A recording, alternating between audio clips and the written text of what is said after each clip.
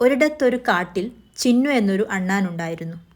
കാട്ടിലെ മറ്റേത് അണ്ണാനേക്കാളും കൂടുതൽ കായ്ക്കനികൾ ശേഖരിക്കുന്നത് ചിന്നു എന്ന അണ്ണാന് ഇഷ്ടമായിരുന്നു. മറ്റെല്ലാ അണ്ണാന്മാരും കളിച്ചും രസിച്ചും നടക്കുമ്പോഴും ചിന്നു അണ്ണാൻ സന്തോഷം കണ്ടെത്തിയിരുന്നത് ഒരുപാട് കായ്ക്കനികളും നട്സുമൊക്കെയായി തൻ്റെ കൂട് നിറയ്ക്കുമ്പോഴായിരുന്നു. അങ്ങനെ ഒരു ദിവസം കാട്ടിൽ ശക്തമായി മഴ പെയ്യാൻ തുടങ്ങി. കാട്ടിലെ നിലമെല്ലാം വെള്ളം കൊണ്ട് മൂടി. എല്ലാവരും തൻ്റെ കൂടുകളിലേക്കായി പോയി. ചിന്നുവും തൻ്റെ കൂട്ടിലേക്ക് പോന്നു.